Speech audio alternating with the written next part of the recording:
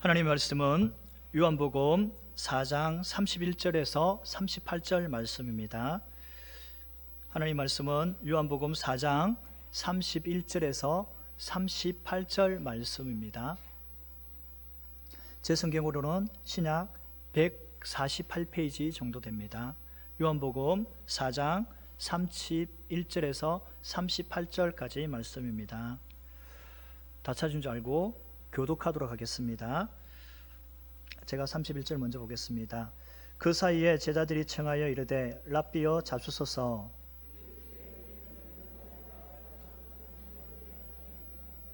제자들이 서로 말하되 누가 잡수실 것을 갖다 드렸는가 하니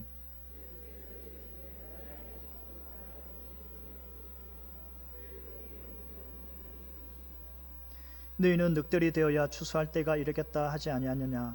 그러나 나는 너희에게 이르노니 너희 눈을 들어 밭을 보라. 희어져 추수하게 되었도다.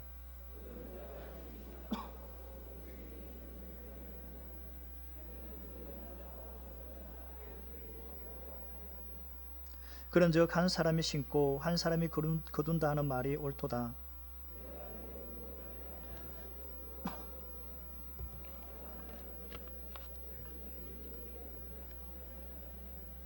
아멘. 광고 말씀 먼저 드리겠습니다. 예배 안내 주부를 참조하시고요. 비대면 목장 예배 원래의 예배도 주부를 참조해 주시기 바랍니다.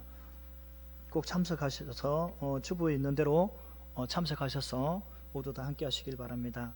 특별히 담임 목사님 오늘 오후에 진해 참백교회 신동훈 목사님이 심호하시는 교회 헌신 예배 또한 이렇게 인도하러 가십니다. 생각나시는 대로 기도해 주시기 바랍니다. 나머지는 주부로 참조해 주시기 바랍니다. 인사하겠습니다. 하나님 사랑합니다. 우리나라에도 벼농사를 직파는 모내기를 하지 않고 그냥 씨를 이렇게 뿌리는 것을 말합니다. 이렇게 할 때는 이모작이 어려웠습니다. 하지만 모내기가 발전하면서 이제 모내기 하는 기술이 조금씩 발전하면서 이전에 이제 모내기 하는 것을 하지 않고 모판을 만들고 이렇게 모를 키워서 모내기를 함으로 말미암아 조금 여유가 생겼습니다. 그래서 그 시기에 땅이 노니까 어떻게 하겠습니까? 거기에 보리를 심었습니다. 그래서 우리나라에도 이렇게 이모작이 가능해졌습니다. 하지만 쌀이 떨어지는 시기, 보리 수확 시기에 기간이 있어서 보릿고개라는 말이 생겼다고 합니다. 우리나라에서 보리 수확은 크게 겉보리와 쌀보리로 나눌 수 있습니다. 쌀보리는 잘 아시다시피 저보다 더 잘 아시잖아요, 그렇죠? 우리가 밥을 해 먹을 때 잡곡하고 또 보리하고 이렇게 섞어서 먹으시죠? 저만 그렇게 먹나요? 같이 먹으시잖아요. 반응을 해주셔야죠, 그렇죠? 이렇게 먹을 때 같이 있는 것을 쌀보리라고 합니다. 겉보리는 주로 많이 사용하는 게 사로고, 그 다음에 요 앞에 여기 보면 큰 맥주집이 있더라고요, 그렇죠? 큰 맥주 공장, 그 맥주를 만드는데, 술을 만드는데 사용된다고 합니다. 근데 이 겉보리는 주로 논이 아닌 밭에서 이렇게 재배가 된다고 합니다. 하지만 요즘 우리나라에도 먹을 것을 크게 걱정할 필요가 없습니다. 그래서 농촌에는 대부분의 이제는 보리를 재배를 하지 않습니다. 왜냐하면 과거에는 먹는 것이 급했기 때문이에요.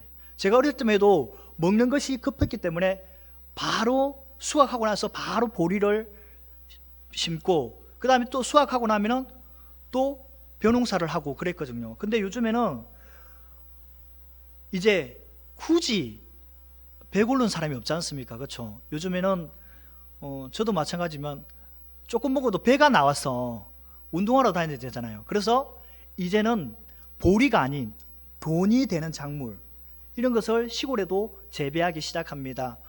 저희 가정에도 제가 어릴 때는 거의 대부분의 보리를 했습니다. 근데 제가 이제 좀 크고 나니까 이제 우리도 먹고 살만하다.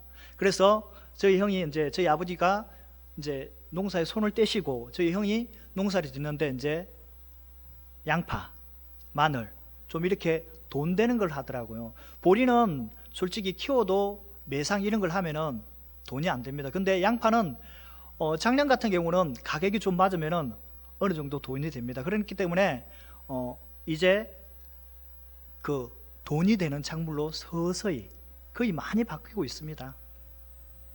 이렇게 농부가 심을 때나 때를 따라 무엇을 심느냐에 따라야 추수할 시기는 반드시 옵니다. 그 차이가 조금은 틀릴 수가 있습니다. 추수할 시기는 우리가 반드시 오는데 만약 우리가 이 추수할 시기를 놓친다면 어떻겠습니까? 농부가 그 추수할 시기를 놓치면은 한 해 농사는 그냥 끝나버립니다. 마찬가지입니다.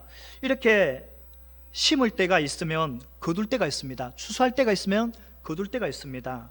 우리도 역시 오늘 말씀을 통해서 온전히 추수하는 우리 모든 성도님들이 다 되었으면 좋겠습니다. 추수할 시기에 첫 번째는 보내신 자의 뜻을 이루는 것입니다. 31절 그 사이에 제자들이 청하여 이르되 랍비여 잡소서라고 합니다. 그 사이는 공간을 나타낼 때 사용되지만 여기서는 사이는 시간을 나타냅니다. 사마리아 사람들이 예수님께 나오는 시간을 말하는 것입니다. 이미 예수님께서 제자들이 음식을 살아간 사이에 사마리아 여인에게 자신이 메시아라는 사실을 이미 알려주었습니다. 그리고 이 여인은 메시아를 만난 기쁨으로 가득 차 있었습니다. 그래서 이 여인은 이 기쁨으로 끝난 것이 아니라 그 메시아를 만난 기쁨으로 동네에 들어가서 사마리아의 동네에 들어가서 자신이 메시아를 만났다고 이렇게 전하고 있는 바로 그 시간을 말하고 있는 것입니다. 제자들은 여인의 동네로 들어간 사이에 자신이 동네에서 사가지고 온 음식을 예수님께 내려놓고 랍비여 잡수소서라고 말하였습니다. 잡수소서의 파괴는 부정적 과거 명령형입니다. 부정과거 명령형은 시급히 무엇을 하도록 청할 때 하는 말입니다. 그들은 자신이 해야 할 가장 시급한 일이 예수님의 식사 문제였던 것입니다. 그들은 유대 땅에서 많은 시간을 걸어왔고 또 이제 이미 점심시간이 되었기 때문에 식사의 문제에 시급하였습니다. 제자들은 점심을 준비하기 위해 동네로 들어갔습니다. 예수님께서 인성을 가지고 계시기 때문에 배가 고프셨습니다. 그래서 제자들이 그 사가지고 온 음식을 예수님께 드리면서 예수님 잡수십시오 이렇게 말을 하고 있는 것입니다. 그러나 제자들은 예수님과 이야기의 일을 나눈 여인이 누구인지, 그녀가 왜 물동이를 버렸던 채 돌아갔는지 중요하지 않았습니다. 또 당시의 여인과 대화는 금지되어 있기 때문입니다.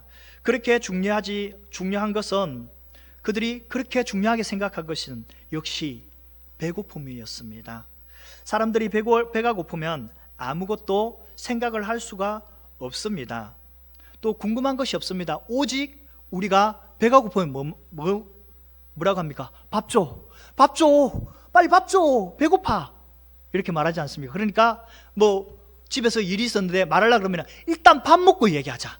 밥 먹고. 그렇죠? 근데 저는 배고픔을 좀 참거든요. 그래서 얘기를 듣고 밥을 먹습니다. 그래서 살이 좀 안 찌는 것 같습니다. 예수님의 오신 목적은, 우리가 잊지 말아야 할 것은 예수님의 오신 목적은 먹기 위함이 아니라고 얘기했습니다. 먹고 마시는데 예수님이 오신 것이 아니라고 말씀하고 있습니다. 우리가 가장 중요한 것은 아버지의 뜻대로 행하는 것이 우리의 일임을 우리는 기억해야 합니다. 예수님께서 제자들에게 알지 못하는 양식이 있다고 말씀하십니다. 32절 다 같이 읽겠습니다. 시작.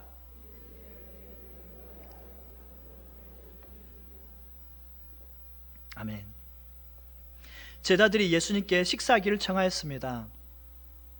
그러나 예수님께서는 제자들에게 너희가 알지 못하는 양식이 있다고 또 알아들을 수 없는 말씀을 하십니다. 예수님 식사 잡수십시오 그랬더니 야, 나는 너희들이 알지 못하는 양식이 있어 이렇게 말하는 겁니다. 제자들은 아무도 예수님께 잡수실 것을 갖다 드린 사람이 없지 않는가라고 서로 질문하면서 예수님께서 말씀하시는 것이 무엇인지 여전히 깨달지 못하는 것입니다. 과연 우리라고 예수님이 그렇게 말씀하시면 우리라도 깨달았겠습니까? 그렇죠? 영적인 무지입니다. 영적인 무지. 그래서 우리는 깨어 있어야 된다는 그 말이 여기서 나오는 것입니다. 헬라어 보르시는 양식이며 이 뜻은 음식, 식사를 말합니다. 성경에서 이 단어는 육신을 위한 음식을 가리키지만 비유적으로는 영적인 음식이나 내적인 양식을 표현하기도 합니다. 예수님께서 나는 너희가 알지 못하는 양식이 있다고 말씀하실 때 제자들은 이상하게 생각하였을 것입니다.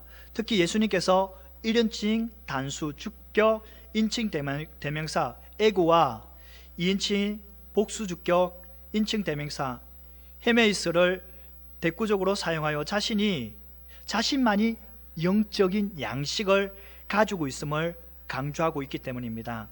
제자들이 생각하기에 사마리아 사람들의 유대인을 적시하는 낯선 사마리아 땅에서 음식을 예수님께 갖다 드릴 사람이 아무도 없는데 예수님께서는 나는 너희가 알지 못하는 음식이 있다고 말씀하셨기 때문에 의아하게 생각할 수밖에 없었습니다. 그리고 예수님은 영적인 것을 말씀하시는데 제자들은 육적인 음식만 생각하고 있었기 때문에 그들은 그 의미를 전혀 알지 못하는 것은 당연하였습니다. 제자들은 의문이 생겼습니다. 33절 제자들이 서로 말하되 누가 잡수실 것을 갖다 드렸는가 하니라고 말합니다. 예수님의 말씀에 제자들의 반응은 그들의 영적 수준을 가능케 합니다. 그들은 아무도 그분께 잡술 것을 갖다 드린 사람이 없지 않는가라고 서로 질문해 보았지만 예수님께서는 말씀하시는 것을 여전히 깨달지 못한 제자들은 영적 무지의 상태입니다. 여기서 부정어면은 부정적 대답을 기대할 때 사용되는 의문문으로 나타내는 불변사입니다. 그리고 갖다 드렸다의 에네케는 페로의 부정과거 시제이며 물건을 뭐뭐에게로 가져오는 것을 말하고 있는 것입니다. 제자들의 입장에서는 유대인들이 싫어하는 땅에서 그것도 낯선 사람들이 음식을 예수님께 갖다 드릴 사람이 아무도 없다는 생각에 제자들이 동네에 들어갔는데 혹시 누군가가 예수님께 음식을 갖다 드렸나? 라고 의아하게 생각했다는 것입니다. 제자들은 아직도 육신의 일에 골몰하고 영적인 일을 생각할 여유와 통찰력이 부족한 것을 볼 수 있습니다. 추수할 시기는 본의 신자의 뜻대로 온전히 이루는 것이라고 말하고 있습니다. 34절 다 같이 읽겠습니다.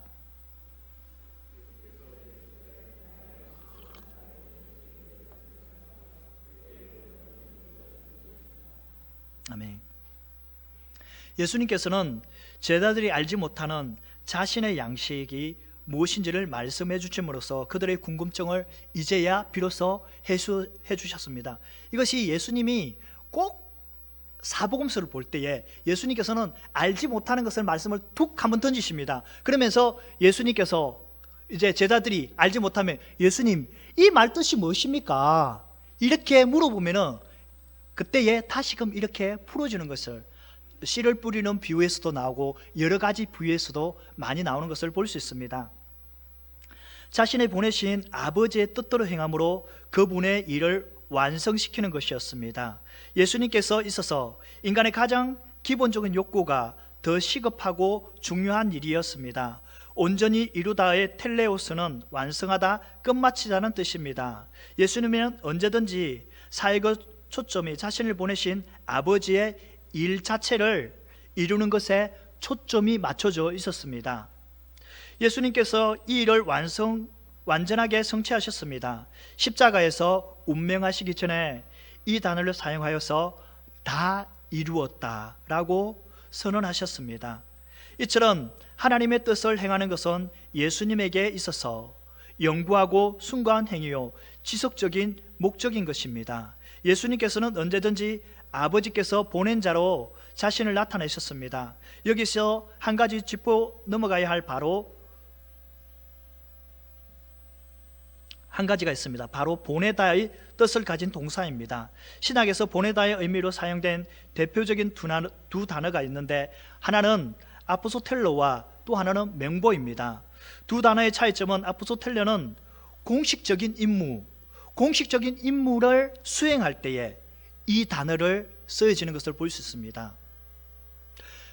왕이 명령을 받아서 이제 신하들이 공식적인 임무를 수행할 때 아포스텔로, 이 단어를 쓸 수 있습니다. 그런데 반면 맹보는 일반적으로 보내는 것을 의미합니다.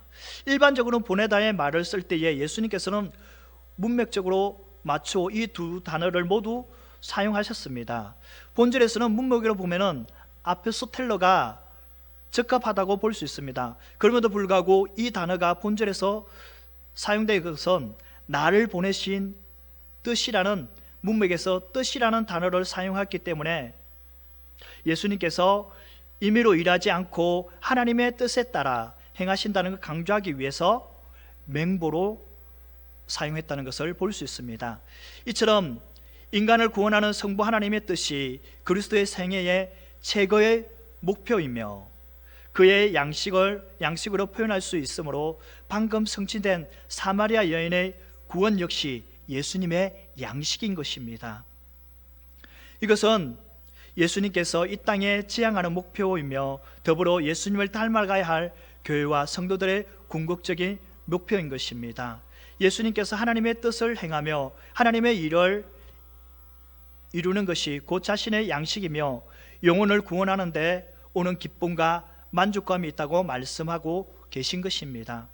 우리 역시 추수할 시기에 영혼을 예수님께로 인도하여 하나님을 기쁘시게 하는 저와 성도님들이 되시기를 바랍니다.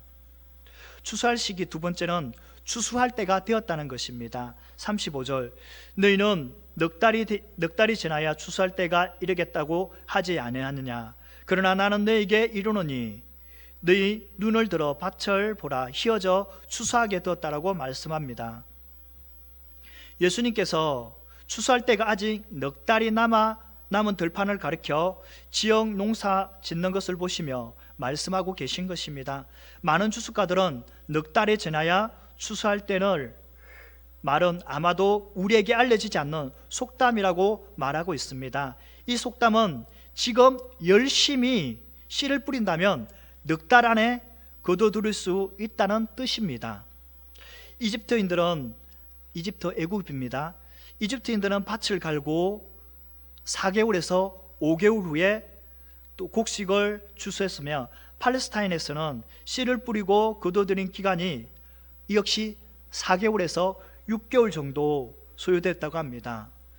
어떤 사람들은 추수 때까지 4개월 기간에 현재 일하지 않는다는 핑계로 사용했을 가능성도 있지만, 농부들은 겨울에 쉬며 다가올 봄을 위해서 준비하는 시간을 가졌다는 것입니다. 그리고 팔레스타인 지역에서 보리 파종하는 시기는 일반적으로 10월 중순에 한다고 합니다. 예수님께서 말씀하시는 시기가 12월 중순에는 온 들녘이 보리로 푸르러 있었던 것을 볼 수 있습니다. 그것을 본 예수님께서 밭이 휘어져 추수하게 되었다고 말씀하셨습니다. 우리는 지금 밭이 휘어졌다는 것을, 이 말씀이 보리로 심는 밭이 아니라는 것을 알아야 합니다. 이 밭은 구원받아야 할 무리를 가리키는 것임을 우리는 알아야 한다는 것입니다. 즉 예수님은 메시아이신 자신으로 인해서 구원의 역사를 이루어지고 있음을 비유적으로 말씀하고 계신 것입니다. 그래서 예수님께서 휘어져 라는 표현에서 알 수 있듯이 보루 추수를 생각하고 있었는지 아니면 밀 추수를 생각하고 있었는지에 어느 정도 달려있다고 생각할 수 있습니다.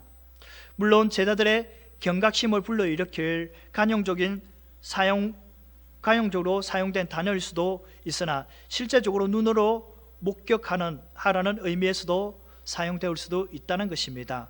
즉 수가성 우물 주위의 들판에는 곡식들이 아직 푸른빛을 띠고 넘실대고 있다는 것을 막 수가성을 떠나 예수님께로 오고 있는 사마리아 사람들을 보면서 예수님께서 이미 휘어져 추수할 때가 되었다는 놀라운 사실을 비유적으로 말씀하고 계시며, 제자들에게는 그들을 보라는 의미로 사용될 수도 있는 것입니다. 그래서 예수님께서 제자들에게 눈을 들어 밭을 보라고 말씀하셨습니다. 이것을 지적하면 너희 눈을 들어 올려라입니다. 예수님께서 제자들에게 눈은 시각적인 지각이 아니라 영적인 지각 능력을 가리키는 것입니다. 영적 이해력이 없이는 예수님께서 말씀하시는 것을 깨달을 수 없고 그분의 말씀하시는 일을 행할 수도 없습니다. 예수님께서 눈을 높이 들어 올리라고 말씀하시는 것은 선택된 제자들의 사역이 영적 지각 능력을 가진 자만이 감당할 수 있는 것을 말씀하고 있는 것입니다. 이제 하나님의 구원 사역, 구원의 역사가 구체적으로 가시화되기 시작하였음을 볼 수 있습니다.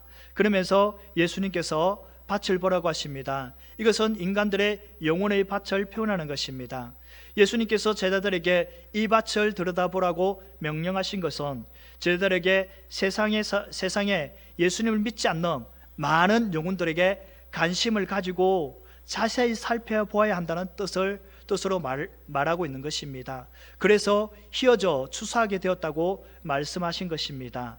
이미 사마리아 지역에 추수할 시기가 되었다는 뜻입니다. 왜냐하면 사마리아 동네 사람들이 이미 예수님께로 오고 있기 때문에 그들의 영혼이야말로 휘어져 추수하게 된 곡식에 해당되었기 때문입니다. 이 사실을 뒷받침하는 것이 바로 텔레스몬이라는 단어입니다. 이 단어는 기본적으로 추수라는 뜻이 있지만 본질에서는 비유적인 용법으로 사용되었습니다. 즉 이것은 밀이나 보리 같은 곡물들과 무관한 추수될 곡식으로서의 사람을 가리킬 때 쓰는 단어입니다. 매일 순간 성도인 우리가 집중해야 할 대상은 바로 이들 곧 추수 시기가 되어진, 즉 전도자를 기다리고 있는 아직도 구원받지 못한 영혼들입니다. 우리는 예수님을 알지 못한 영혼들에게 관심이 집중되어야 합니다. 추수할 시기를 뿌리는 자와 거두는 자가 함께 절구어한다고 말씀하고 있습니다. 36절 다 같이 읽겠습니다. 시작.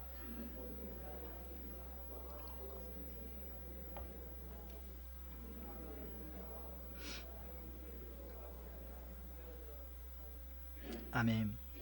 거두는 자가 이미 삭도 바닷가에서 이미의 에데이가 35절과 36절이 붙어 있다는 것을 이렇게 같이 읽어야 된다는 것을 말하고 있는 것입니다. 수확하는 자가 이미 삭을 받았다는 것은 수확하는 자가 수확을 기다리고 있는 것이 아니라 수확기가 벌써 임하였기 때문에 이미 고용되어 수확하고 있다는 것입니다. 즉 사람들이 수확 시기를 기다리고 있는 것이 아니라 이미 밭에 있는 추수를 시작했다는 것입니다. 그들은 영생을 위한 열매를 부지런히 수확하고 있습니다. 열매는 예수님을 따르게 된 자들, 여기서 1차적으로는 사마리아인들을 말하고 있으며 영생은 열매를 수확하는 목적을 가리킵니다. 그렇다면 거두어 드리는 자인 제자들이 이미 받은 보상은 무엇일까요?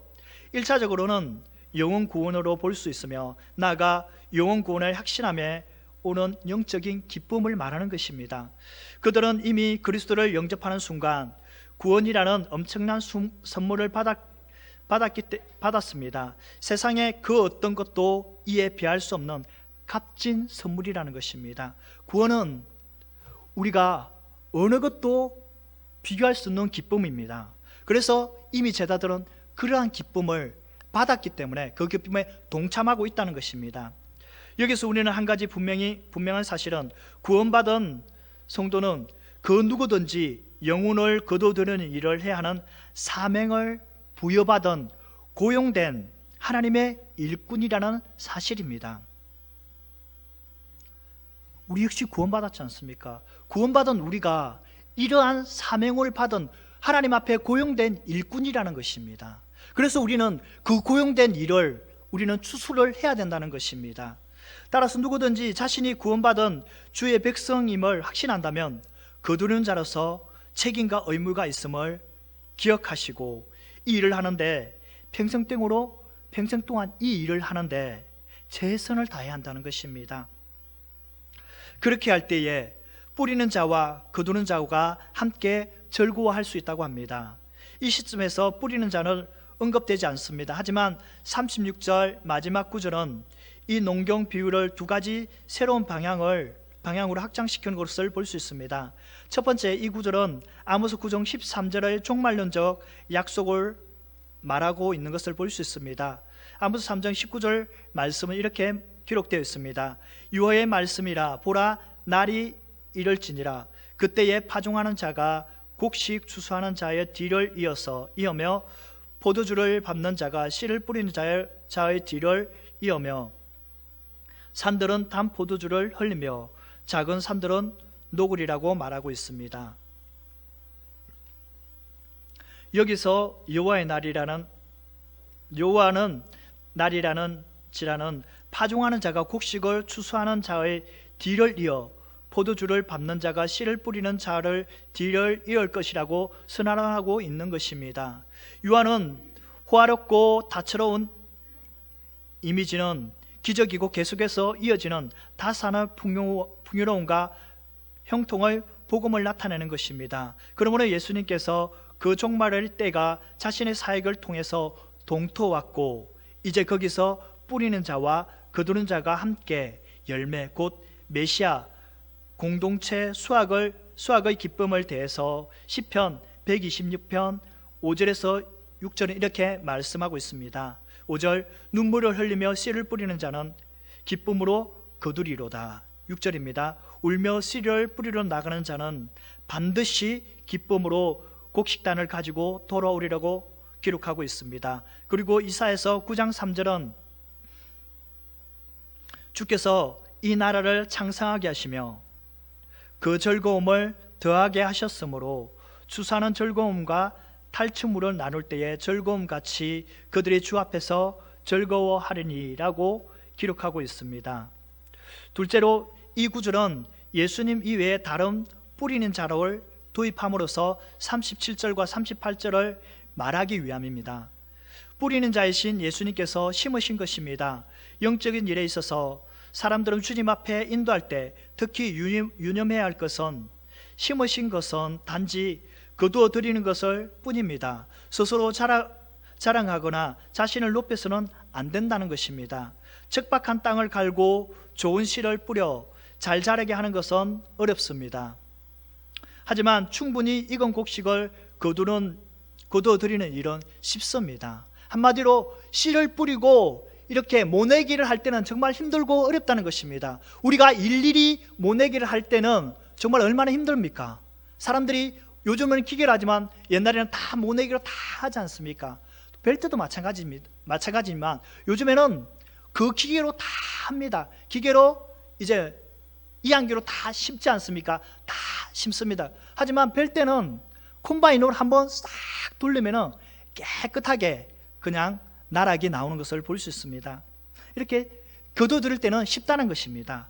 따라서 얼마의 열매를 거두게 되었다는 자신의 노력하여 얻어진 결과라고 자만해서는 안 된다는 것입니다. 잃어버린 한 영혼이 주께로 돌아올 때에 하나님의 나라에 기쁜 잔치가 열린다고 말씀하고 있습니다. 누가복음 15장 4절에서 7절까지 해서 이 본문을 볼 수 있습니다.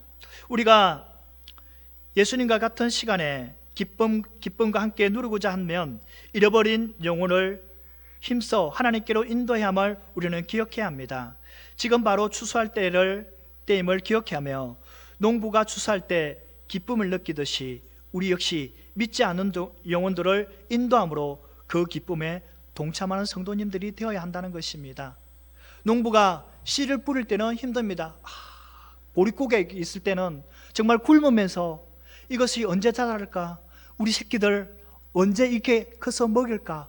이러한 고민, 또 이런 걱정, 두려움이 있었지 않겠습니까? 하지만 그 수확을 거둘 때는 정말 기뻐서 노래를 부르고 즐거워하는 것을 볼 수 있었습니다.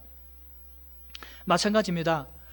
우리가 영혼을 수확할 때에 한 영혼이 정말 하나님 앞에 앉아 있으면 얼마나 감사한지 모릅니다. 얼마나 즐거운지 모릅니다. 제가 유초동부, 중고등부를 하지 않습니까? 한 영혼이 알지 못하는 오늘 어떤 교회 집사님, 이제 교회 성도님, 이제 조카인데 왔는데 너무너무 좋은 거예요. 두 명이서 코로나 때문에 두 명이서 예배 드리다가 한 명이 더 오니까 정말 날아갈 것 같은 거예요. 그래서 제 목소리가 엄청 커졌지 않습니까? 그래서 앞에서 또 제가 잘하는 또 아양도 떨고 그랬습니다. 진짜 좋습니다. 이렇게 정말 씨를 뿌리고 거두는 시기, 정말 농사를 지어 보신 분들은 아시죠? 그 기쁨 이루 말할 수 없는 것을 우리 성도님들은 꼭 기억하시고, 우리 역시 씨를 뿌리고 거두려는 일에 동참하는 성도님들이 되어야 한다는 것입니다. 추수할 시기, 세 번째는 추수하는 모든 일에 노력해야 합니다. 37절 다 같이 읽겠습니다.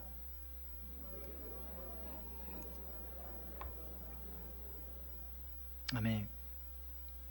한 사람은 씨를 뿌리고 또 한 사람은 열매를 거두지만 열매를 수확하는 데는 뿌리는 자의 일과 거두는 자의 일을 반드시 필요합니다.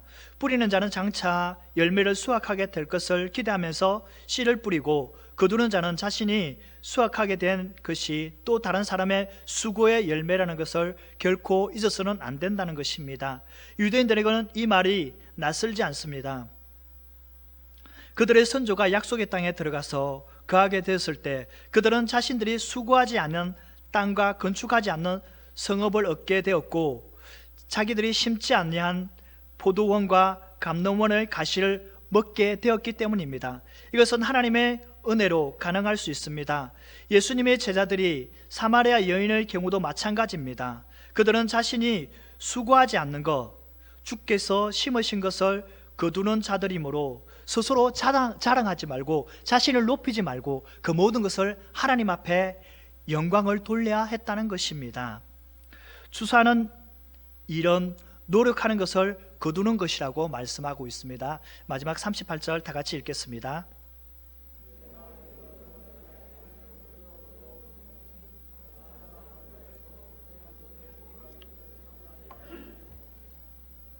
아멘. 제자들이 거두게 된 열매가 자신의 노력한 것이 아니라는 사실을 인칭 대명사를 사용하여 강조하고 있는 것입니다. 보내신 분이 바로 예수 그리스도와 더불어 거두는 사명을 부여받은 자가 제자임을 강조하고 있습니다. 한편 노력하다의 코피아오는 완료 시제에서 열심히 일하였답니다. 좁게 말하면 예수님과 사마리아 여인, 또 사마리아 사람들을 회심하기 위하여 노력하였다고, 제자들은 단지 이들의 영혼을 거두는 일에 동참하였다는 것이며, 넓게는 구약의 많은 선지자들과 세례 요한까지 포함하여 복음을 전파한 사람들이 많았음을 말하고 있는 것입니다. 특히 과거 동작이 현재까지 지속적으로 영향을 끼침을 보여주는 완료형이 사용되었다는 점에서 이러한 사실을 알 수 있습니다. 하나님의 불변하다는 보상 원리에 따라 사람은 누구나 자기가 심는 것을 거두게 되는데, 생명에 이르는 열매를 모두록 보내심을 받은 제자들의 경우는 달랐습니다. 이들이 거둘 수 있도록 하나님께서 이미 다른 사람들을 통해서 모든 작업을 해두었으므로 그들은 거두기만 하면 되었다는 것입니다. 물론 그들에게는 심는 사역, 즉 땅 끝까지 이르러 복음을 전파하는 임무가 주어졌다는 것은 사실입니다. 구속사적의 진행 과정에 있어서 그들의 역할로 강조되는 것은 바로 이 거두는 일이었습니다. 제자들이 세상에 나아가 계속해야 할 일은 이미 준비된 많은 영혼을 거둬들이는 일이었습니다. 오순절날 성령 강림 사건과 더불어서 이 일이 본격적으로 일어났습니다. 베드로의 설교를 듣고 단번에 회심한 이들이 자그마치 3,000명이나 되었습니다. 또 어떤 때는 5,000명이나 되는 사람들이 한꺼번에 회심하기도 하였습니다. 여기서 베드로가 한 일은 신고 가꾸는 것이 아니라 거두어 들이는 일이었습니다. 이미 영혼은 추수할 준비를 하나님께서 다른 사람들을 통해 해 주셨던 것입니다. 여기서 구약의 인물들, 곧 하나님께서 이 때를 위해 쓰신 일꾼들과 그리스도까지 포함됩니다. 예수님께서 제자들의 권위를 주어 세상으로 보내신 목적은 바로 거두어 드리는 것이 목적이었습니다. 우리는 뿌리는 자이기도 하지만 거두는 자로서의 사명도 잘 감당해야 합니다. 이때를 위해 수많은 사람들이 하나님의 부르심을 쫓아 애쓰고 헌신하였기에 그 열매를 거둘 책임이 있는 동산교회와 성도님들이 이 일을 소홀히 해서는 안 된다는 것입니다. 이 일을 소홀히 함으로 준비된 영혼을 잃게 된다면 그 책임을 면하기는 어려울 것입니다. 그래서 예수님께서 이렇게 말씀하십니다. 바로 지금, 바로 이때, 지금이 추수할 시기라고 말씀하고 있는 것입니다. 말씀을 정리하겠습니다. 사랑하는 성도 여러분, 서도의 농부가 무엇을 심느냐에 따라 추수할 시기는 조금의 차이가 있지만 추수할 시기는 반드시 온다고 말씀을 드렸습니다. 그런데 만약 추수할 시기를 놓친다면 그 농사는 엉망이 되고 맙니다. 추수할 시기에 추수를 하지 못한다면 그 모든 책임은 농부가 고스란히 지기 마련입니다. 예수님께서 사마리아 여인에게 자신이 메시아임을 알렸습니다. 그런데 이 여인은 동네 사람들에게 메시아이신 예수님께로 인도하는 것을 볼 수 있습니다. 이렇게 복음은 능력이 있습니다. 그래서 예수님께서 지금 바로 추수할 시기이기 때문에 거두는 자가 이미 삭도 받았고 그 기쁨에 참여하기 위함이며 또한 추수하는 일에 노력을 해야 한다고 말씀하고 있는 것입니다. 지금 추수할 시기입니다. 추수할 시기에 추수를 하지 못한다면 주인에게 책망을 받기 마련입니다.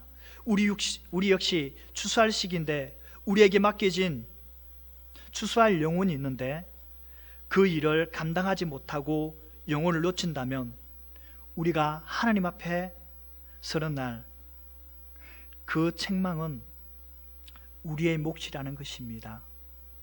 추수할 시기를 내일로 미루지 마시기 바랍니다.